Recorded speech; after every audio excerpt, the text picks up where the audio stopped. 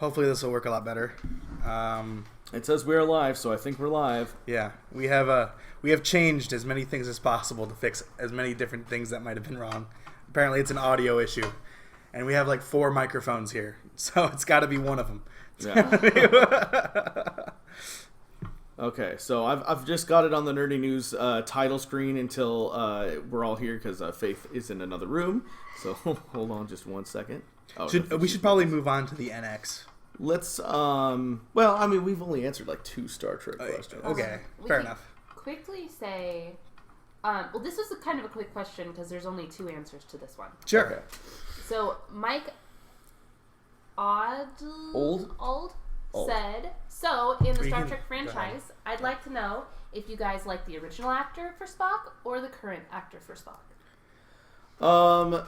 I really love Leonard Nimoy. I mean, obviously he'll be missed for sure. Yeah, he was great as Spock on the original show, and I loved whenever he made a special appearance on The Next Generation. And obviously, I loved his little old Spock show ups in the new movies as well. However, Zachary Quinto, I think that's his name, right? Zachary Quinto, new Spock. Yeah, I think so. I think he's great also as Spock. I mean, he looks like him, for Christ's sake. I don't know how they did that. Yeah. I don't. Is the question like, who do I like more? Because I love them both, and that's impossible to answer. Yeah, it was. Yeah. Both make great Spocks. Adam, what do you think of Spock? I actually really like both Spocks too. I'm gonna miss old Spock. In the actual movie, they do reference that the actual actor Leonard Nimoy has passed on, and they do it very respectfully in the movie. And they even have a card at the end, in loving memory kind of deal, which I think is very deserved. He had a lot more time on screen than the new guy, so it's difficult to know which one for sure is better, or I don't know if you can even say that they're better. There's mild differences between the two, but I really like it's difficult to quantify which one's better. I like them both. Okay. Yeah. And what was the next question, Jackie? The next question is from Defocused, and since Star Trek Beyond is fairly new movie from the new generation, do you guys miss anything from the old movies, like the design and all? Well, what's nice about the new movies is they still hold a lot of those practical effects still. So you're not missing too much in terms of like, oh no, there's too much CGI in the new movie. I mean, honestly, if anything, the motorcycle scene that's in the movie that was great, don't get me wrong, definitely stank of that CGI look for sure. But it's getting a lot better, and it's to the point where you can hardly even tell sometimes, and just the visuals that we're able to create now are really fantastic. There's a certain charm to the old Star Trek that will be missed for sure, but I think it's aged well. Right. I agree. I think that the CGI is so good in new Star Trek, and for some reason you can't see me, so I'm going to put it on this for a second. I think the CG is so great in new Star Trek, you won't be able to tell the difference. Anyways, so Faith, you're back. Hi. What was, I think, what did we say? What was it? What do you think of Spock? Were you as familiar with old Spock as new Spock? I mean, I have some familiarity with him because I did watch a little bit of Next Generation kind of in preparation to see this last Star Trek movie because I heard it was going to be more Trekky, if you will. I don't know. I'm just so fond of both of them. I do think that, the current Spock, whatever the actor's name is Zachary Quinto, we've decided. A more modern interpretation in kind of the same way that I earlier equivalated the Abrams movie to kind of be a catch-all for less Trekkie people like myself. I do think the interpretation of Spock that Zachary did was a little bit more of a catch-all. It kind of toned down some of the Spock quirkiness and just focused on like certain aspects of his character rather than kind of the comprehensive view of Spock that the original Spock was. But so in that way, I think the original Spock is a more complete version of the character. but that it was a difficult role to play, kind of a specific interpretation of a Spock, and both actors should be commended for those kind of different aspects. I don't know. That's a very PC answer, but it's true. Most excellent. All right. So, all right, Jackie, why don't we move on to the next subject, which is... All right. The next subject is Pokemon Go and the new update that they have released.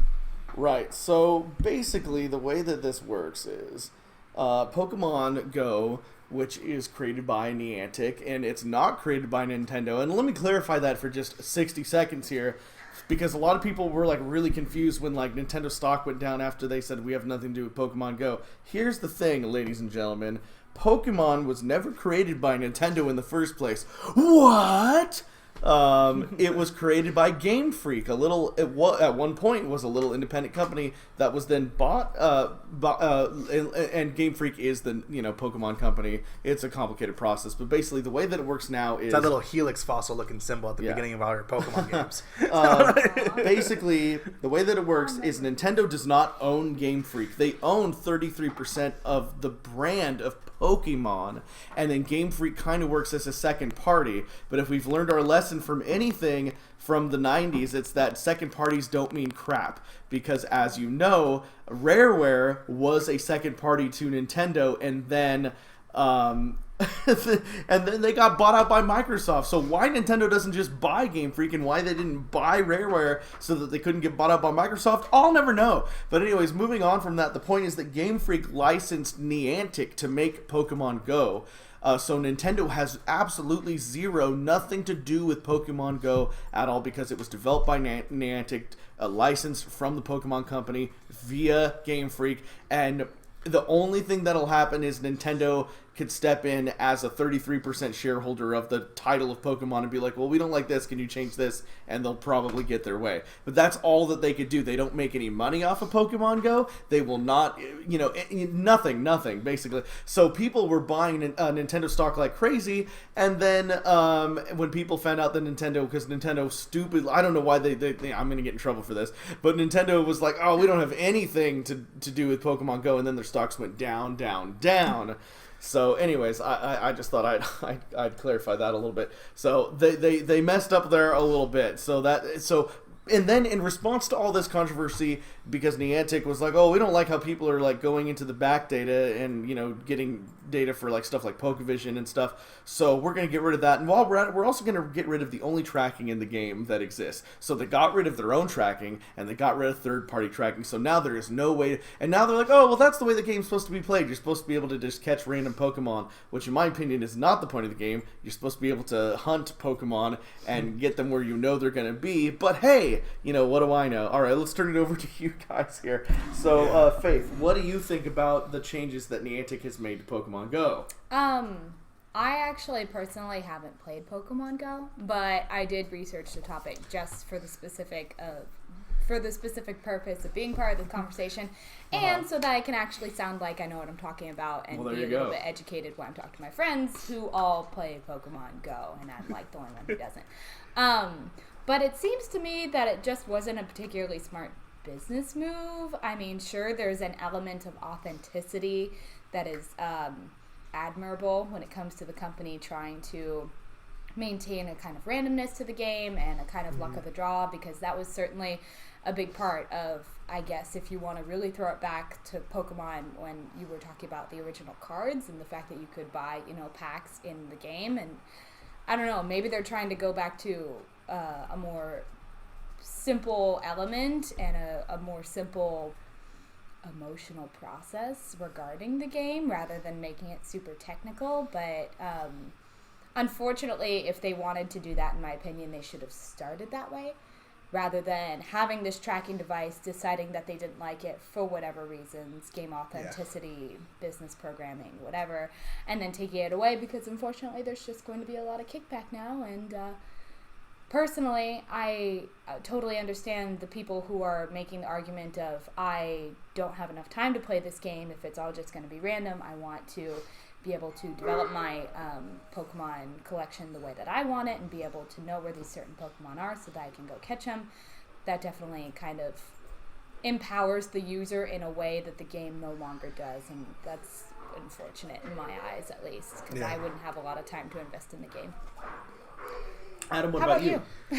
Well, I do know that Niantic, this isn't the first virtual reality game they've made where you can run into things randomly. So I feel like they have some experience, but that game had a lot smaller player base than Pokemon Go has. What is it now, like 15 million people? Yeah. It's like there's more people on Pokemon Go than Instagram or something. Yeah. So I think what's going on is these sites that are looking up where Pokemon are and showing them on a Google map or whatever, they have to get that data from somewhere, and they're pulling it from Niantic servers, which means that this little company Niantic, who made little virtual reality games for a couple people, are now hit with 15 million players all at the same time, along with trying to service data to these along with having their data skimmed by these different sites that are looking for them where they are, and they just don't have the processing power for it. So they just had to pull everything back in the tracking system, which is why the tracking system's gone, because that's where these people were getting their data from. Both of them stopped working because they stopped putting out location for Pokemon, basically. So you can't have one without the other kind of thing. I think Niantic, what they're trying to do is they're trying to beef up their servers. This is what I would do if I was them. Get stronger servers, get more of them, and that way you can actually offer your own in-app support for it in order to locate Pokemon.